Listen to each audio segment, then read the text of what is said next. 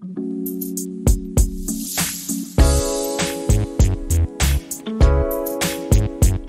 Hi guys, what's up, welcome back to a channel. So guys, आज की इस video में मैं मिलूंगा महिंद्रा थार के ओनर से। ऑलमोस्ट ओनर को 1 ईयर हो गए इस कार को चलाते हुए। तो मिलते हैं इस कार के ओनर से, जो कि है सुमित भाई। कैसे हो भाई? बढ़िया सर, आप सुनाओ।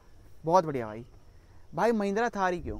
थार को सोचते ही पहले क्या आता है दिमाग में कि ऑफ रोडिंग, कहीं भी लेके चले जाओ, कहीं भी कुदा दो, कहीं भी लेके चले जाओ, तो उस वजह से थार।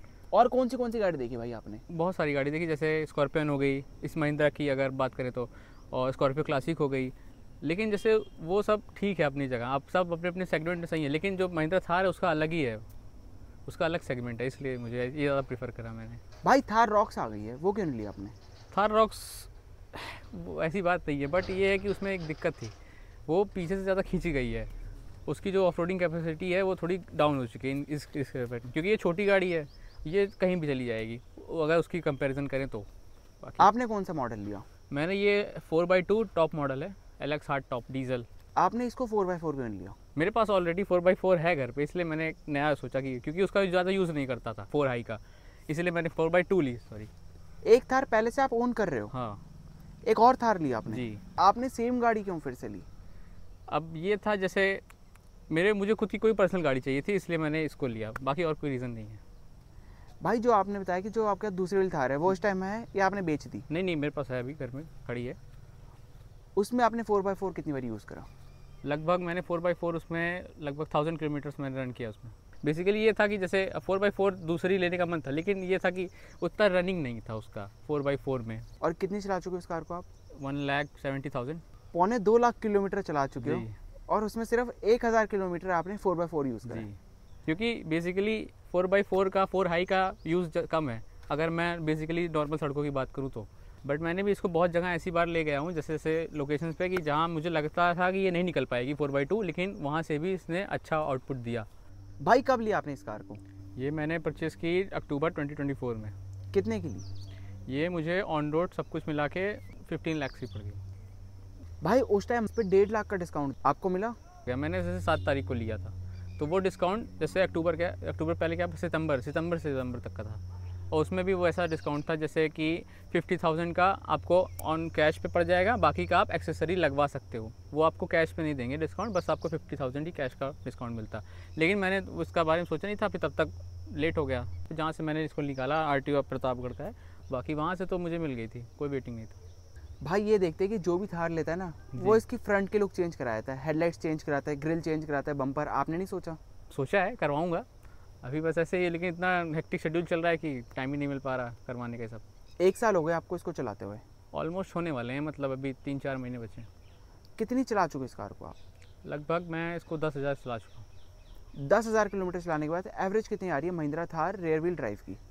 सच पूछो तो ये माइलेज वैसे सही दे रही है, अगर आप इसको प्यार से चलाओगे, अच्छे से चलाओगे, तो ये माइलेज आपको अच्छा देगी। जैसे मैं ज़्यादा उसमें रश नहीं करता हूँ, मैं आराम से नॉर्मल रोड पे भी अच्छी स्पीड में चलता हूँ, कभी कभी रश करता हूँ, लेकिन जैसे होता नहीं है कि जब आपको लगे कि नहीं आप सही चलाओ, तो उस फेज़ में ये देती है लगभग, आप मेरा अभी इस टाइम दे रही है 15 का है माइलेज, आप उस हिसाब से अंदाज़ा लगा दो। और अगर मैं रश चलाऊँगा तो लगभग मुझे मिलेगा 11-12, ऑन हाईवे मुझे मिलेगा 17-18।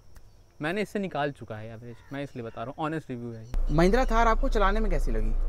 चलाने में मैंने मतलब इसको 10,000 चलाया है, मैं नहीं चलाया इसको पूरा, और किसी ने चलाया। ये है कि मुझे कंफर्टेबल लगी। जैसे लोग बोलते हैं कि आप इसको लॉन्ग रूट पे ले जाओ, मैं अपने घर से यहाँ तक आया, मैं फिर वृंदावन इधर उधर जाता रहता हूँ, तो मुझे बिल्कुल भी वो नहीं लगा, मुझे लगा कि बहुत कंफर्टेबल है। लेकिन एक है चीज़, अगर कोई पीछे बैठा है और लॉन्ग रूट के लिए, उसके लिए कंफर्टेबल नहीं है, अनटिल अनलेस इसमें अगर आर्मरेस्ट ना लगे। आप बैठे हो पीछे? भाई पीछे मैं बैठा हूँ, फिर लगभग आप समझो कि मैं 1 घंटा लगभग बैठा हूँ, तो मुझे लगा कि पीछे वालों को दिक्कत हो सकती है जब तक आर्मरेस्ट ना हो। क्योंकि बताएं, बस पीछे एक ही दिक्कत है, आप बस हाथ रखने वाली, अगर आपका हाथ रखा हुआ है तो आप कंफर्टेबली बैठ सकते हैं, क्योंकि वो भी कैप्टन सीट्स नहीं है, लेकिन ये है कि रिलैक्स हो जाते हैं। ये जैसे इस सब सीट में क्या है कि आपको ग्रैब कर लेता है, ग्रैब करने से ये होता है कि आप कंफर्टेबली बैठ सकते हो, कोई दिक्कत नहीं, आपको थकाई नहीं लगेगी। बस ये। जब आप महिंद्रा थार को लेने गए तो आपका डिलीवरी एक्सपीरियंस कैसा रहा? बहुत ही बढ़िया था, उन्होंने बहुत अच्छे से ग्रीट किया, और क्या कहते हैं, जो भी फॉर्मेलिटीज़ होती हैं, पेपर वर्क बहुत जल्दी हो गए थे, तो मुझे कोई ऐसा नहीं लगा कि उनमें डीलरशिप में कोई प्रॉब्लम है, बहुत अच्छा है। 4x2 आपने लिया है जी, तो लोग पता क्या करते हैं कि जैसे रेयर व्हील लेके 4x4 की बैजिंग करवाते हैं, आपने नहीं सोचा? नहीं, ये मतलब मुझे ऐसा लगता है, अगर पर्सनल मेरा रिव्यू पूछिए तो ये मतलब बहुत ही बेकार काम लगता है। देखिए कि अगर आपने जो लिया है वो आप दिखाओ, क्यों आप उसको नकली कर रहे हो। फिर कोई आपको बैठेगा अंदर से, अगर वो पहचान गया तो आपको फिर वो लगेगा ना, एम्बैरेसमेंट फील होगा। तो इस वजह से भाई जब आप चलाते हो इसको 100 से ऊपर लेके जाते हो तो यहाँ से हवा आती है। मैंने इसको 140-150 तक भगाया है। आप देखोगे कि कोई हवा नहीं, कोई बॉडी रोल नहीं, एकदम स्टेबल।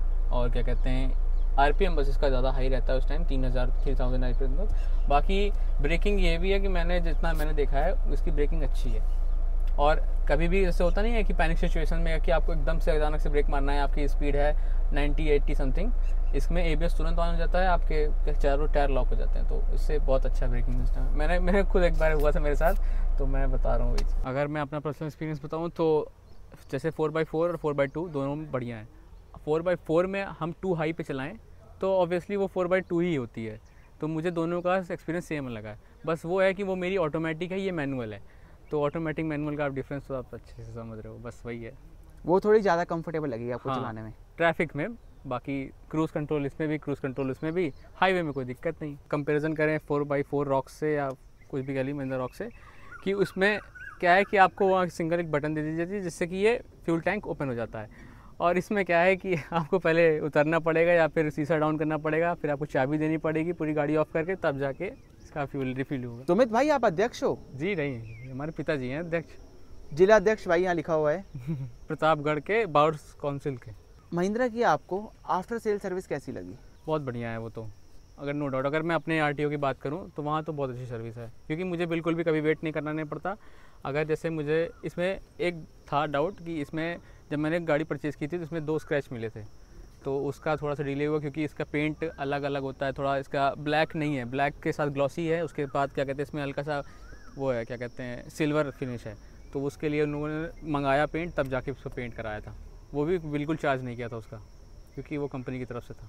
भाई जब से रियर व्हील ड्राइव लॉन्च हुई है महिंद्रा थार जी, 4x4 थार की थोड़ी सी डिमांड कम हो गई है। पहले सब ले लेते थार 4x4 में, इसके आने के बाद थोड़ा लोगों ने समझा कि 4x4 का उनका इतना यूज़ नहीं है, वो सीधा रियर व्हील ड्राइव की तरफ चले गए। ये हमारी भी सोच थी, इसलिए हम लोग ये लिए। भाई आपने थार रॉक्स चलाई है? जी, हमारे घर पे है। थार रॉक्स और इस थार में आपको क्या डिफरेंस लगा चलाने में? बेसिकली सच पूछिए तो कोई डिफरेंस वैसे है नहीं, लेकिन ये है कि उसमें काफ़ी नए फीचर्स आ गए हैं रॉक्स में। इसका स्टीयरिंग पावर स्टीयरिंग है, उसका इलेक्ट्रॉनिक स्टीयरिंग है, काफ़ी स्मूथ, जैसे कि थार को होना नहीं चाहिए बाय द वे। बट क्योंकि जैसे आप अगर कोई भी ऑफ रोडिंग करोगे ना, आपको हैंडल क्या कहते हैं हार्ड चाहिए होगी। अगर आप हार्ड स्टीयरिंग नहीं लोगे ना, तो आप कहीं भी अगर ऊपर नीचे कर रहे हो तो हैंडल इतने जल्दी घूम जाएगा कि आपकी गाड़ी डिसबैलेंस हो सकती है।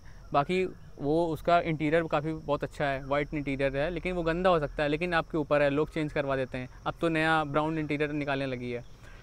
उसमें ये सबसे बड़ा फ़ायदा ये है, वो 5 डोर है, ये 2 डोर है। अगर जैसे मान लीजिए मेरे कोई दोस्त यार कोई भी बैठना चाहेगा, तो वो पहले जब तक आगे वाला नहीं उतरेगा तब तक पीछे कोई बैठ नहीं सकता। आपके 5 डोर दिया है, साइड पीछे वाला, आप आगे वाले को उतरने की ज़रूरत नहीं है, आराम से पीछे बैठ जाइए। और सबसे बड़ी बात, उस गाड़ी में रॉक्स में आपको बूट स्पेस मिलता है, और कोई डिफरेंस नहीं। भाई जो हेडलाइट्स आपने कंपनी की 1 साल से चला रहे हो, इसका थ्रो कैसा है? इसका थ्रो अच्छा है, बट ये है कि नाइट के लिए वो नहीं है फ़ायदेमंद। जैसे कि नाइट में जैसे और सब गाड़ियों के कंपैरिजन में वो एक्स्ट्रा जो एड ऑन करवाते हैं, आफ्टर मार्केट लगवाते हैं, तो उनके कंपैरिजन में ये डाउन हो जाती है थोड़ी सी।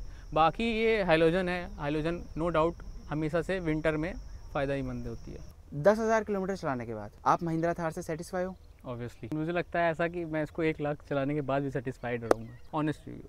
थैंक यू सुमित भाई पूरा अपना ओनरशिप रिव्यू देने के लिए। अरे कोई बात नहीं। Mahindra Thar rear wheel drive का। अगर आपको वीडियो अच्छी लगी हो तो इस वीडियो को लाइक करना, चैनल पे नए हो चैनल को सब्सक्राइब करना। मिलता है आपको ऐसे एक और नई वीडियो में।